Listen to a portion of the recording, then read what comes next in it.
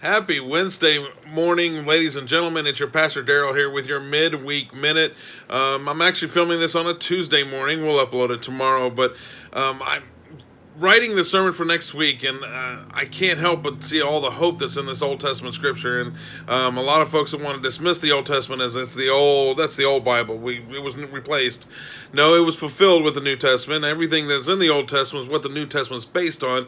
And I love the promises that come through the Old Testament. I can't get off of what we talked about this past week.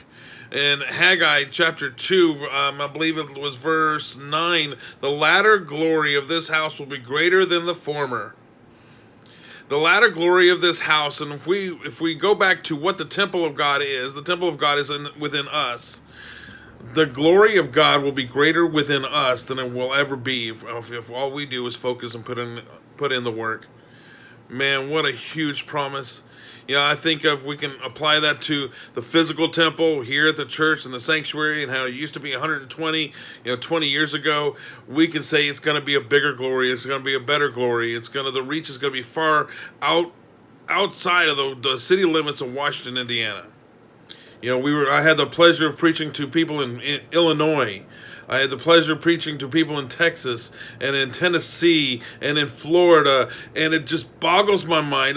India tuned in this past Sunday. It boggles my mind the reach of this little church, and you know what? His glory is far exceeding anything that it ever has in the past. What a phenomenal idea that His word is being heard from this little temple to the far reaches of this country and beyond. So take that promise with you today. Think about those God-sized dreams in your mind and what's being processed inside your mind, what God-sized dreams that God can have for you in your life, and find out what it is that's keeping you from that God-sized dream. Maybe we need to work on praying on that for a little while, because He says if we put in the work, the harvest will be plenty. So the New Testament tells us the harvest is plenty and the workers are few. We don't have enough workers for the harvest field.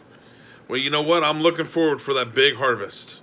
If you're part of that big harvest, or you want to know more about this Jesus Christ that we follow and that we are disciples of, please send the church a message.